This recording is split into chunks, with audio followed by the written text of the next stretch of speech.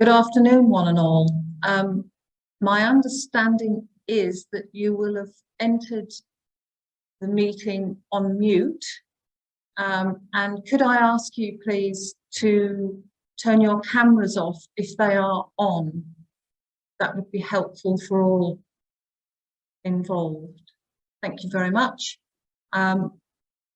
It's now 12:31. I think we should probably start, and welcome to everybody, but particularly Michelle, welcome to you, and thank you very much for joining us today and giving this interview, which is going to be recorded, and it will appear on the website.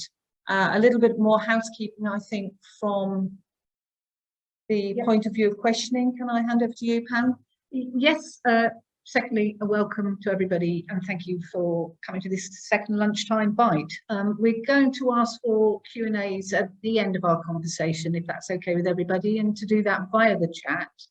And with the technical issues at Butchers Hall, I'm going to ask our clerk, Jeff Mason, to join the conversation at the end and put any questions you may have. But in the meantime, welcome, Michelle, and thank you very much for talking with us today. And thank you, Master. You're I'll very see welcome. you shortly.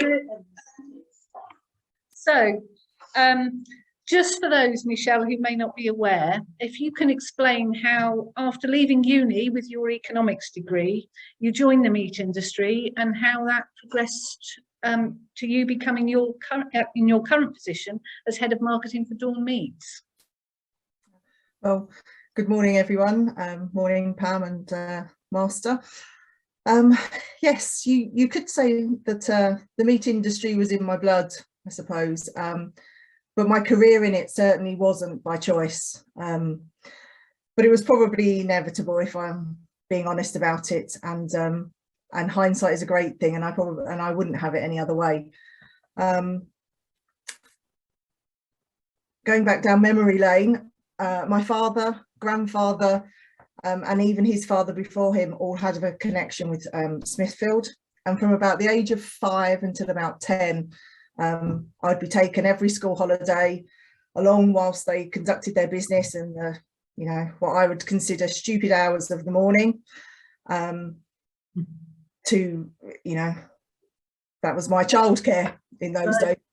And it was at the time when the halls were open and there would be beef whizzing by on rows, and the hustle and bustle and the banter of all the traders. It was just for me at that age, it was an awe-inspiring place to be.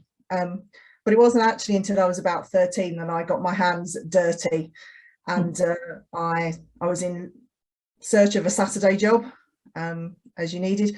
And I started as a catcher for a meat auction stall in Romford Market in Essex. And for those of you that might not know what a catcher is, I basically stood underneath the scales at the market stall. And whenever an item was sold, it would be tipped from the scales. I would catch it in a carrier bag. I'd run off, go and get the cash from the lucky purchaser, and then run back in time to catch the next sale. And let me tell you, I became quite good at it, because once you've had £5 of fresh liver on your head, you sort of get pretty good at doing it quite quickly. Yeah.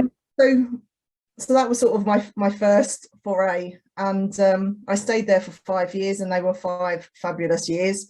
But then during uni, I quickly moved indoors. The market life wasn't for me, and I donned my white hat and chilby, and I worked in butchery counters at Quick Save, a number of stores in the East London region.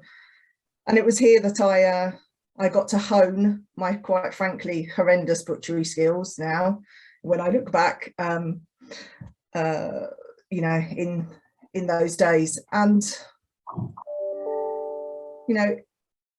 there was fabulous camaraderie there, and there was a decent salary I was earning during university, However, my heart was set on being the first female Chancellor of the Exchequer.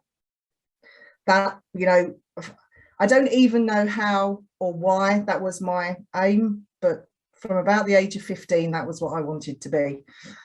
But 1996 wasn't to be my year. I could not get a job for love nor money in any of the financial institutions in London.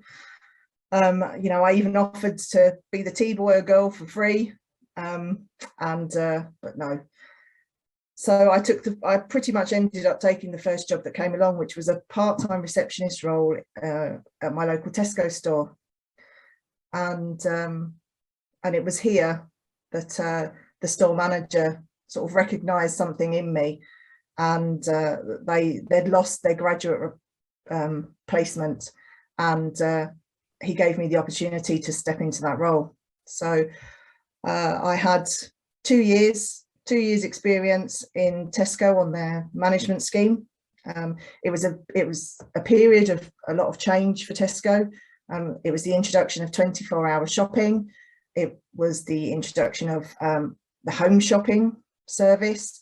They changed from Lord Maclaurin being in charge to Terry Leahy. They changed everything that they were doing within their store format, and it was a fantastic place to learn. But I didn't want to work in store. I had my sights set then on maybe being a buyer, and that wasn't to be. And it just so happens that by chance, Dawn Meats were looking for a job was called an account executive. I had absolutely zero idea what that was. I knew who Dawn Meats were because of you know, the family connection, you know, within the industry, and my father was working there at the time. So stuff, you know, I'll go along for the interview, and they promised me the opportunity to travel, a good salary, and at 22 years of age, a mobile phone, and I'd never owned one before. And that, you know, pretty much that was it. You know, that was me, job taken. So I started at the Milton Keynes site and gradually earned my stripes, as you do, starting on the shop floor. You know, regardless of your position that you take in the company, you have to start on the shop floor. So I had my baptism of fire there, and I was also studying part-time, and I was studying something called category management, and it was a bit new in the industry. You know, it had been around in, you know, the bigger, more established FMCG companies, but it wasn't really something that the meat industry did. But I did that, absolutely loved it, and then I went on to do a postgraduate diploma in marketing, and that was you know, all with the complete backing of the company. In early 2000s, I was made commercial manager of our site in Milton Keynes, but my passion was really in looking at consumer insight, understanding how and why shoppers bought our products. And then when the business consolidated 3 of its sites to cross hands in South Wales in 2005, I took that opportunity to move into consumer insights. I did have a brief 3-year move back into the commercial world. I became the senior account manager for one of our largest accounts at the time. And but in 2011, I made the move permanently back into marketing and consumer insights. And I've had since then the ability to grow a fantastic team around me, and was made head of marketing in 2013. That role then expanded fairly significantly in 2017, following our joint venture with Dumbia, and then obviously in 2020, our subsequent takeover of the company, and I've held that position then ever since. And I suppose that's the whistle-stop tour of my entry into the meat industry. That's quite some journey, Michelle. Yeah, from and I can definitely recall, and the Smithfield experience resonates with me. For some of those listening as well, I never believed that black slang was a thing, but actually I know it certainly was. So thanks for that. And I would say the meat industry's gain and the Chancellor of the Exchequer's loss. So that career of some 23 years to date, you've obviously seen quite a change in the way meat's consumed and perceived, as you alluded to. But what do you see has been the biggest change and challenge from a marketeer's point of view in the industry? So the biggest change in the way meat is consumed and perceived for me during that time, I think, has just been the sheer pace of the change. And I think that's certainly increased in the past 10 years. And it's been fueled in no small part by, the digital landscape. I could wax lyrical about the decline in traditional meal occasions, the rise of single dining households and the increase in demand for quick and convenient meal solutions. But in this 24/7, 365-day-a-year society we live in, the demand to always be on, available and transparent has never been more apparent. And if you couple that with consumers' thirst for information, and I do use that word deliberately here, rather than facts, when even my own kids quote Google as a legitimate reference source, I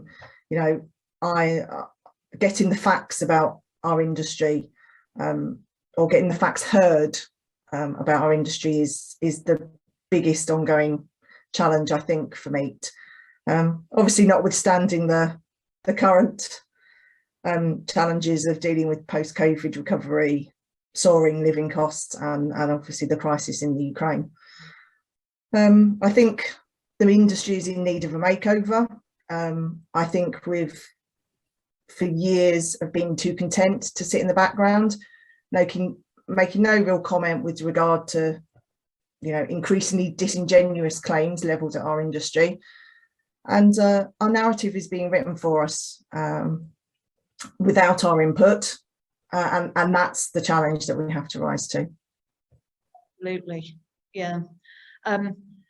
Now, billion-dollar, well, not really a billion-dollar question, but in terms of drilling down on that a little bit more, how you think the industry has met that challenge overall, including your business perhaps, and what we still have to do to change that narrative and to meet that demand. And I thought that response is interesting, Michelle, because I sort of expected perhaps BSE, foot and mouth, welfare issues, but the digital age, I think supersedes all of that, as you said. But what do we do? What have we got to do about it?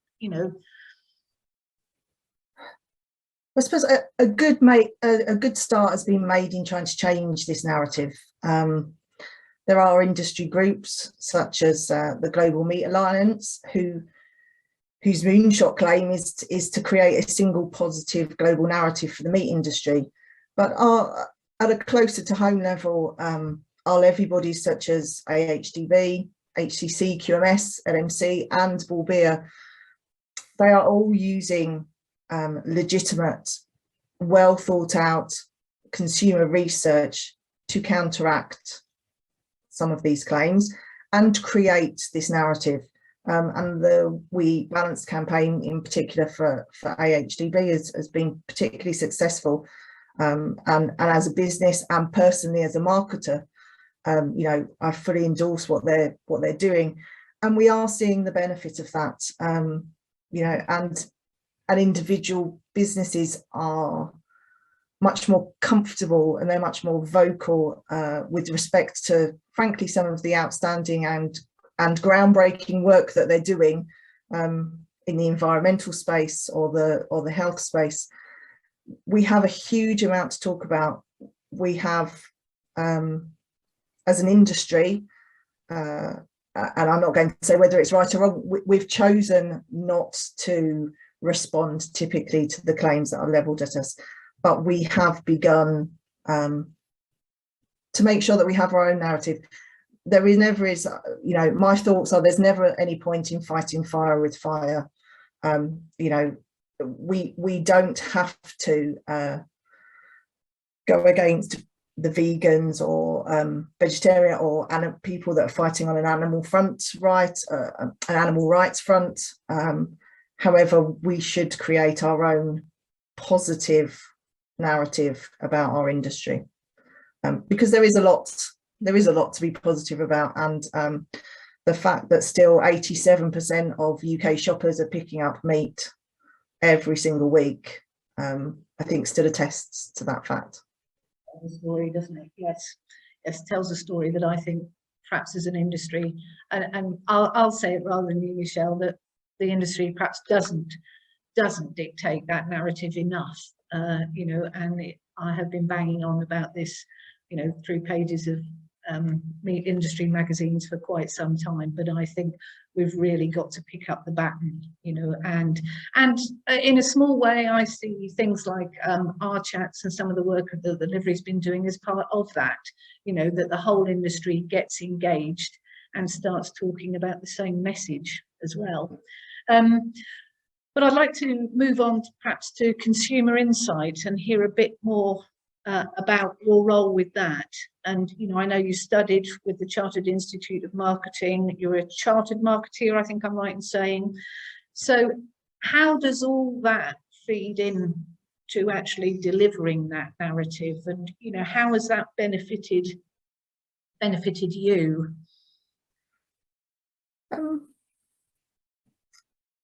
There's a couple of ways I can answer this, but one, I'll take, I suppose, a personal journey first, or a personal example, and say that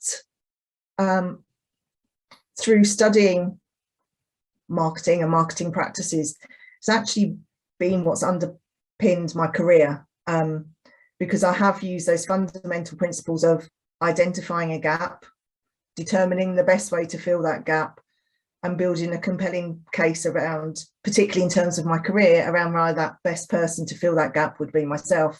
So whilst my career wouldn't necessarily have followed a traditional pathway, you know, up until 2011, the company didn't have a marketing department, and that was a gap that I'd identified, and that was why I jumped from the commercial role into the marketing. People might not see that as a huge leap, but it was at the time, because I felt that that's where we were really missing something. So my studies and the things that I've learned at the Chartered Marketer, as a Chartered Marketer, have helped me in my career. How has it helped me with the narrative and to assist with that? Fundamentals and principles and frameworks are all very well and good, but it's how you live and breathe those. So the working in the marketing space has given me these frameworks, but it is how you build and work on them. You know, it's not textbook. Our industry is not textbook. Change. We've spoken about the change of pace. And the rate of change. Our industry, there's always a crisis in our industry somewhere. You know, you said you thought I might mention BSE or foot and mouth. Yes, they all come along, and literally we go from one thing to the next, and we continue and carry on. And having those frameworks in place has helped adapt how we market our products, and looking to see where maybe there's our niche or our way forward. So that's really how that's helped in the career. Thank you. We go on to ask you a bit more on the personal side now, and you know, when I was looking at your profile, I saw that one of the people you cite as an influencer to you is Simon Sinek. And I see on his website, and the direct quote, he says, "We imagine a world in which the vast majority of people wake up every day inspired, feel safe wherever they are, and end the day fulfilled by the work they do. Now more than ever, we have to help each other." So what qualities do you think a good leader needs, Michelle? So Simon Sinek will always put his thoughts much more eloquently than I ever will. But in my mind, a leader is someone who has a clear vision. They can inspire those around them to achieve that. And what that means is they might have many roles to play, a chameleon, if you will. But as long as they're true to themselves and their values, people will believe in the vision and join them in that journey. I think a leader knows their own strengths, but also admits to their weaknesses. In doing so, they surround themselves with a great set of people who challenge them and ensure that the best outcomes are always reached.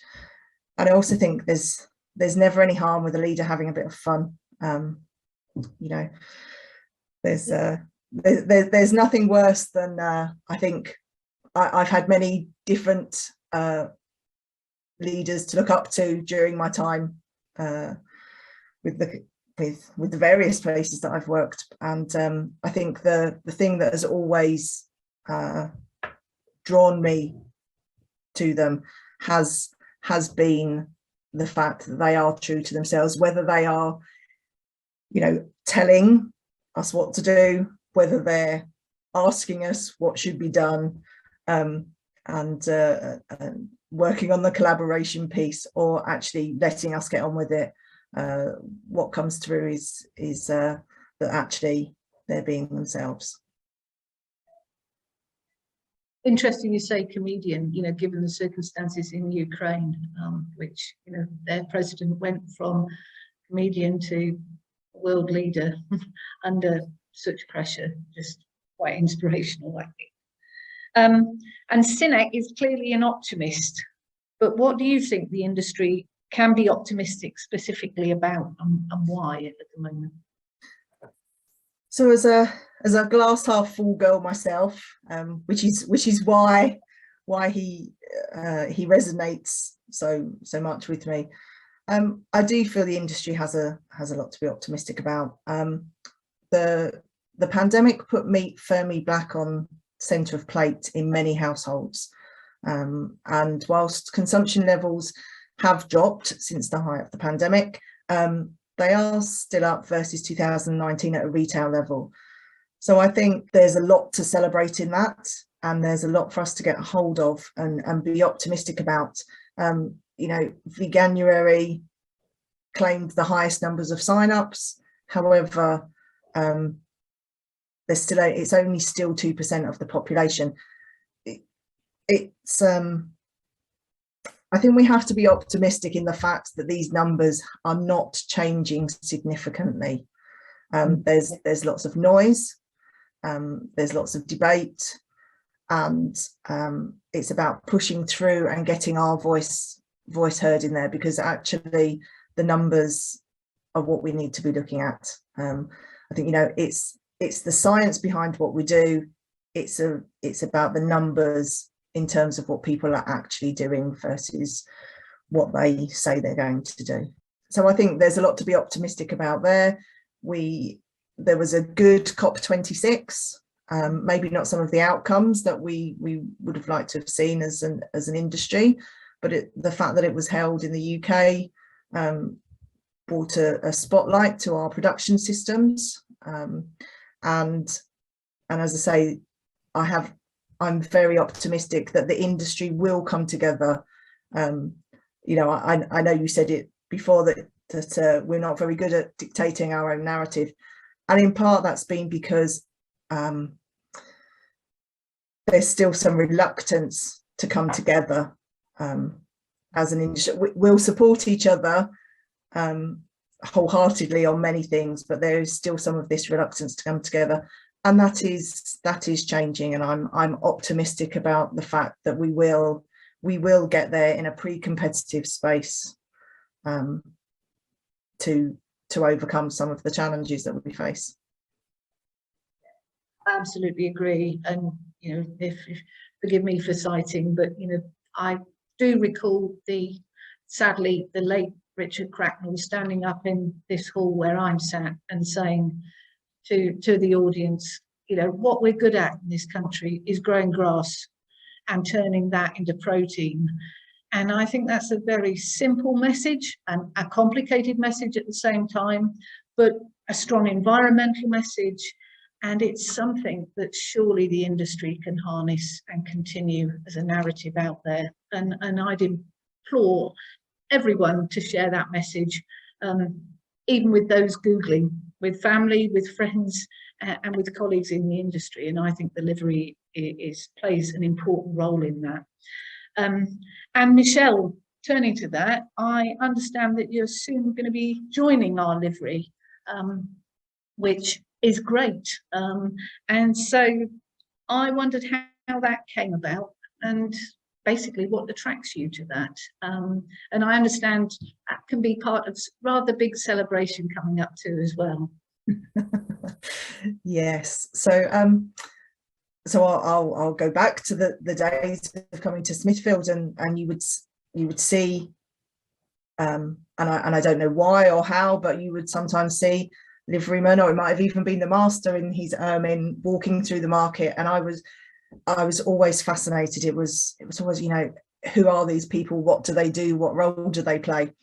When I came into the industry, I'm not going to lie, it was a bit cloak and dagger. It was, you know, it was an old boys club, and you know, you had to be in the industry, and you know, it wasn't really spoken about.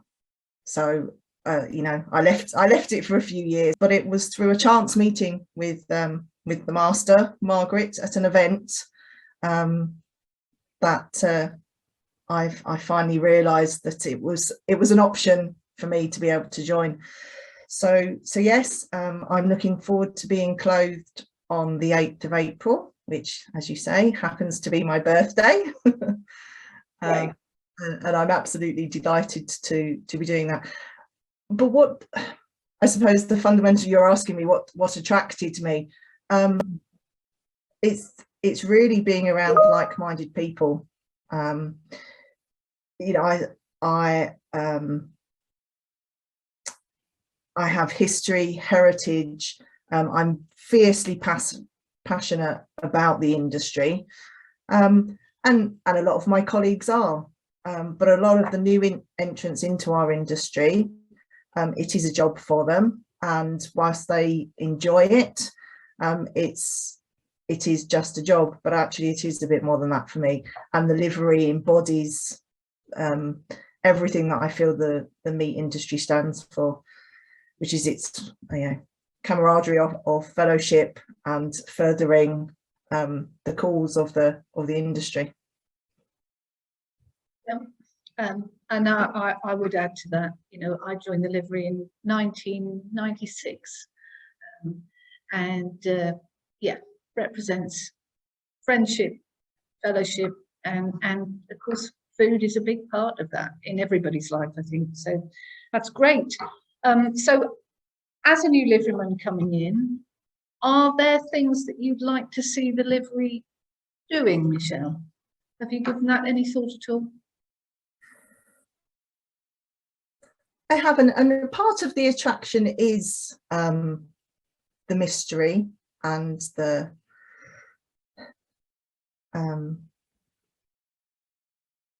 traditions, but I think that the livery, it would be great to see if they could demystify, make themselves more human, and I'm not saying that about anybody in particular, but you know, it's a real regional, you know, based in the City of London. It does have some very regional boundaries, and if you don't know that history, if history isn't your thing, you might not necessarily know what that's about. So it's demystifying lots of those steps along the way, and I think then there will be various other opportunities that will crop up. You know, I can hark back to the marketing, as you do a full gap analysis and see where you're missing a trick, and then try and fill those gaps. Yeah, absolutely. Well, we look very much forward to welcoming you and actually playing a part in filling those gaps. You know, as I think everybody in their own different ways do try to do, and I would echo it's a great thing to be a part of. So outside of the day job, you know, what do you do with yourself? What do you get up to? You mentioned your children Googling earlier, and what interests you outside of work? So I'm treasurer and secretary of our local netball club. I've been playing netball for a very long time now, since I was in primary school, and I've been with this club since I moved to Wales almost 16 years ago, and that takes up an awful lot of my time. It's great. We have about 140 women and children, so we start from 9 years old up to well, our oldest member now is just over 50, who are still all actively playing. And so netball is another great passion of mine. I have two youngest children, 10 and 7. Sport and particularly team sport, I'm a big advocate. I'm a massive team player. Everybody taking their part, and you know, for the greater good. So the children have sports where we're out every single evening with some kind of sporting activity, and then the rest of the weekend is family and cooking. Absolutely. Great. So what position do you play? I used to play goal attack, but now I'm goal shooter, so in the circle scoring the goals, the pressure position. Yeah. And sort of to wrap up, what would you say your biggest motivator is, and what would you have to say to your younger self 23 years ago today? So I'll take that in reverse. What would I say to my younger self is should never have turned down the opportunity to take a job within the industry actually when I left uni, as opposed to waiting for a couple of years. You know, I'd been there, I'd seen what a great environment it could be to work in. So my younger self would be to say, remove the blinkers, you know, because even I, having worked in the industry, felt that it wasn't good enough for me. So that's something I would tell my younger self. What motivates me? It's the fact that despite 23 years, no 2 days are the same. I wake up every morning and I think, what's going to happen today? And I look forward to the days where actually nothing changes, because that is our industry. It is incredibly fast paced, and despite the fact that what we do, not how we do it obviously, but what we do hasn't changed for hundreds and hundreds of years, yet every day is different. So I'm motivated because I feel part of an industry that should be very proud of what it does.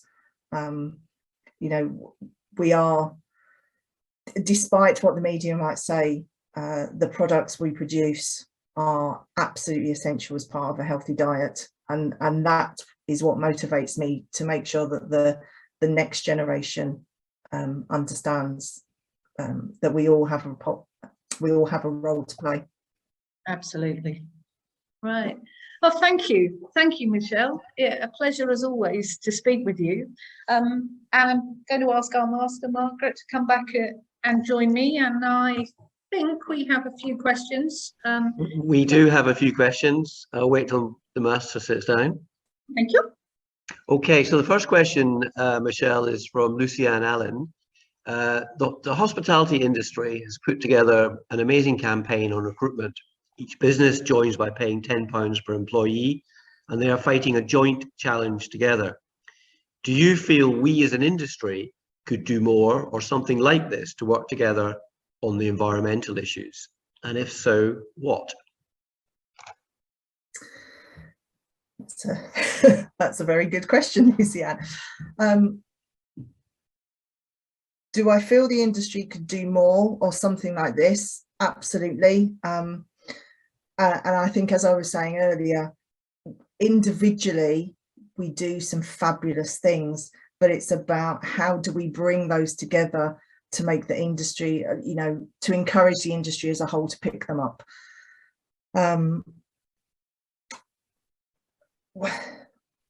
I suppose I didn't want to get too bogged down in what we actually do as a business.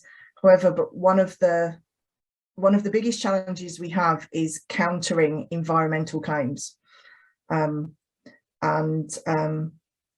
one of the reasons we do that is because our carbon footprinting data is so out of date.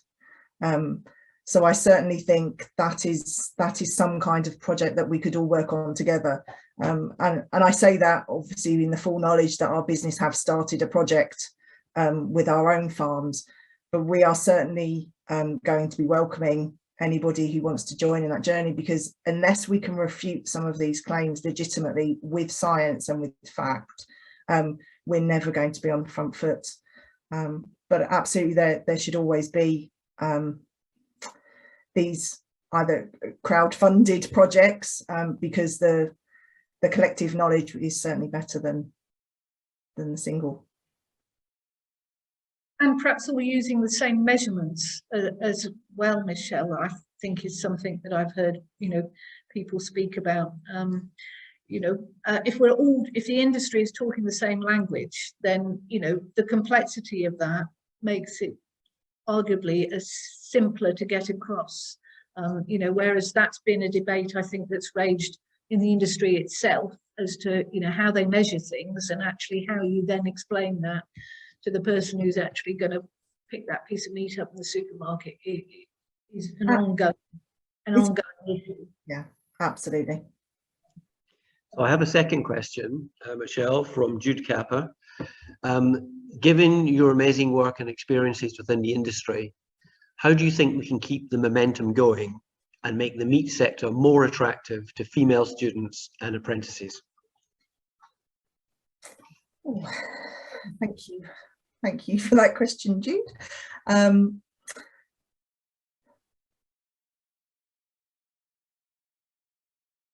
I think the answer to that question lies in education. It lies with the meat industry's portrayal of itself. I'm sure if you were to still ask any child in school to draw you a butcher, they would draw a slightly portly gentleman with a trilby hat on his head and a stripy apron, and that it's not fair and it's not reflective of our industry. So I feel we need to start at that area, and there is some great work. There's some great work going on. There was a launch of a new industry video just this week, I think it was, from Meat Business Women that showcased you know, various roles within the industry with females at the forefront. It's about butchery is a huge part of what we do in our industry, but it isn't the only part, and we probably don't help ourselves sometimes when sometimes in job roles it's put that it's very physically demanding. That doesn't mean that you need to be hugely strong. It just means that you're going to need to be able to stand on your feet for a long time. But there's no gender bias in that role. So we sometimes don't help ourselves with how we promote the industry. So that's something that I'm working on trying to change as part of Meat Business Women and as part of you know, one of the UK's largest, you know, employees in the sector. So Michelle, I've got a question from Gwyn Hulls. It's to do with recruiting and the Worship Company of Butchers. He says, I fully agree with your view that we need to demystify the worshipful company of butchers. If someone was looking in as an outsider thinking of joining, can you give some examples of what contributes to the mystery and how we should change?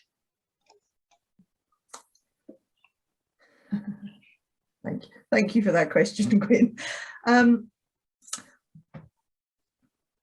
I'd say that some of the mystery is because it is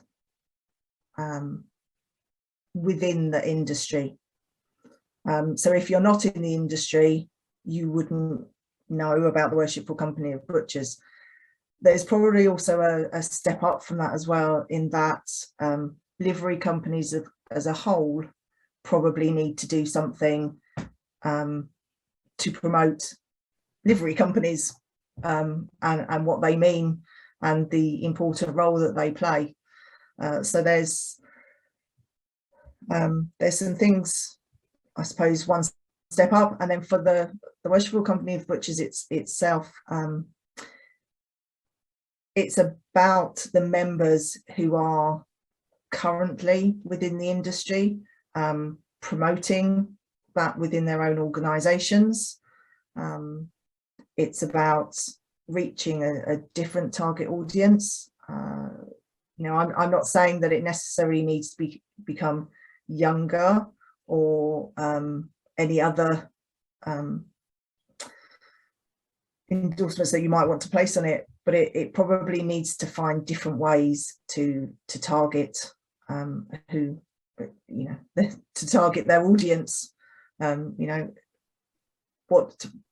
who and what are the livery hoping to achieve, and how are they going to target those people?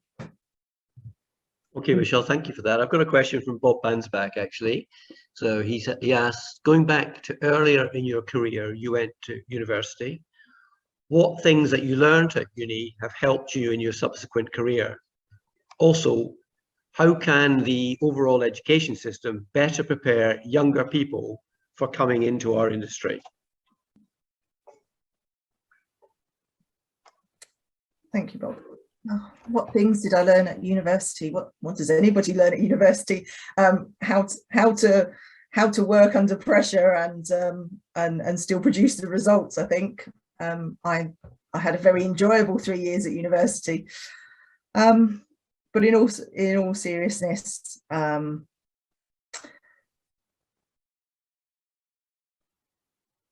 learned the importance of networking, making friends, being self-sufficient, and as I say, going out and partying hard and still being relied upon in the morning to, you know, deliver what was needed. They're the sorts of things that I took from university. My degree was in economics, a very theory based degree. You were never expected to put any real life situations on it, and when I came into the real world, that was a bit of a shock, because I expected businesses to, you know, run how my graphs showed me how they would run, and that doesn't happen. So that was what I learned. The second part of the question was, I think, about how the overall system can better prepare to come into industry. Practicalities, as I said, my degree was theory based. There was no practical examples in there, and our industry is fairly practical. You know, there's obviously great work that's done through the Institute of Meat and some of the other guilds and the apprenticeships that you can go on. However, with food, you know, there's no T levels, I don't believe, for food.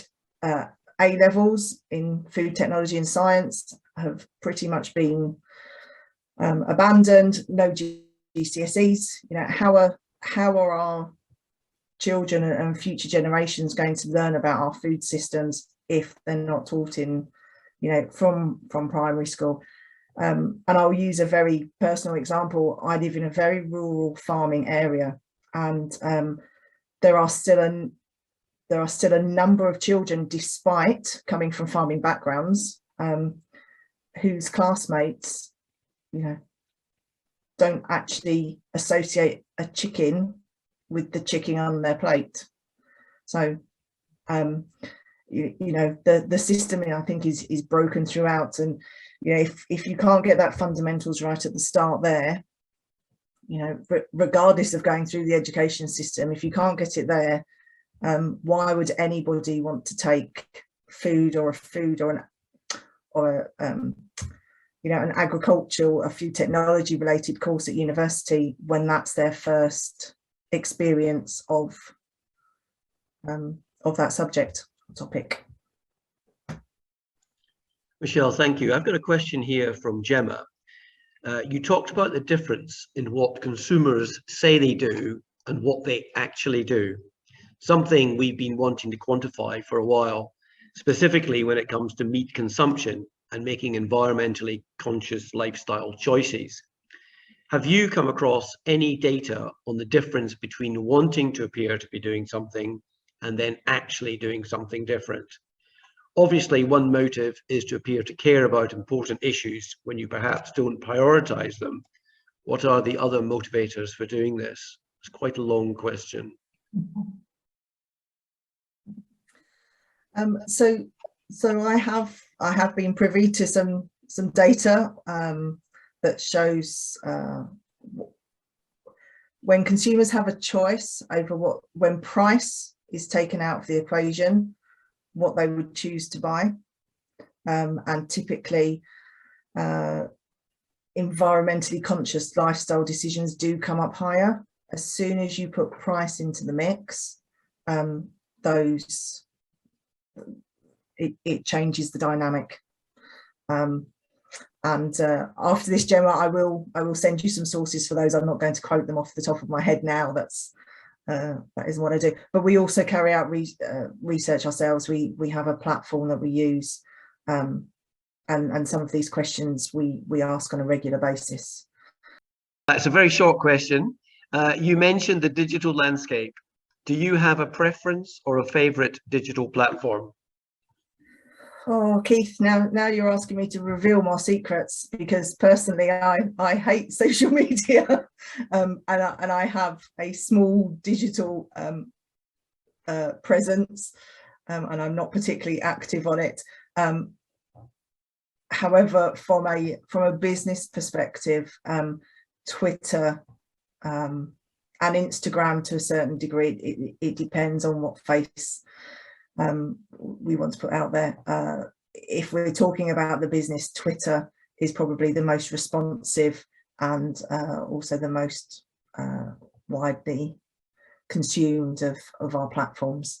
There's obviously many to talk about, but no, we have explored some of the like TikTok and places like that, but as a non-brand, that they're typically for the branded area, and I think we'll prefer to stay as a B2B and stick with what we do best, because I really can't see us going down filming on the factory floor, people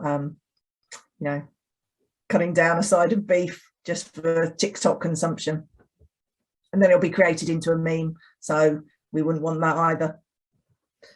Okay, Michelle, thanks. We've got two more questions before we finish. The first one's from Joanna Thompson.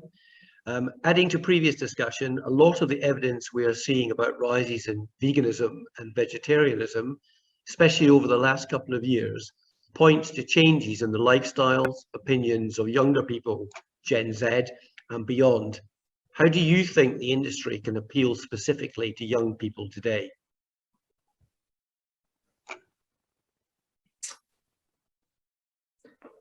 I think we can come at this from a number of fronts. If we're talking about the sort of the pre-teens, that's really focusing and targeting on their parents and making sure that their own views that have been formed over the past 10, 15 years, that they have the facts that they are needed. So whether that's information that comes through from midwives and nurses and doctors, whether they have the facts there about including meat as part of a healthy diet. And then if you're taking the slightly older, the Gen Z, again, it is about making sure that the facts are there for them to make their own informed decision. Meat lends itself to all different lifestyles. You know, the fact that a steak that you bought 50, 60 years ago is probably very similar in appearance to the one that you bought today makes no difference. It's our ability to cook that product in various different ways. It's the ability of our processors to make meals more convenient with it. I think that's the only way that we can change some of those opinions and appeal to the younger consumer. It's just about making ourselves heard. We're still not heard as an industry, and I know I've been banging on about that a bit, but I really think we need to start at grassroots level. Okay, Michelle, thanks for that. The final question is from Bob Bansback. You mentioned that the industry is responding more positively for COP26. What key things need to be addressed in advance of COP27? I see we've left the most difficult question till last. The role of meat in the diet, that I think that it was supposed to be one of the key aims for COP26. It didn't really get tabled, and I think it will potentially come up for COP27. I feel the industry prepared itself for those type of issues in regard to our production systems, in regard to the health benefits of meat. And I think it's just making sure that we are prepared for those if and when they come up in COP27. And let's, yep. And I think in social media, I understand from a personal point of view, but our product looks beautiful on a plate. And I know there are people out there who actually use social media to do that. Lucianne, Keith, I know, but actually our product looks great. Put it out there, put the good pictures out there. Instagram's a pretty good place for that. Anyway, that would be a longer discussion if this babbling brook went on too much. So I'd like to thank you, first of all, Michelle, very much for joining in and having this conversation. Very interesting. I think when you enter the livery, there'll be a few more questions coming your way. And I really do hope you have a great April. And thank you everyone who's joined in and supported this hour. Thank you, Master, for joining us and supporting us again. You're very welcome. And Michelle, can I just say, this picture behind me, this is where you will be standing in about 2.5 weeks' time, 8th of April, isn't it? You'll be standing here having your photograph taken, fully robed. And can I just request that you book a fairly late train home, because I am going to want to talk to you about how we demystify the livery. So that might have to be a conversation in the pub after lunch. Fabulous. Thank you very much, and thanks to everybody for taking the time to join me today and listen to my thoughts. Thanks, Michelle. Thank you very much. Thank you. Thank you, everyone. Thanks very much.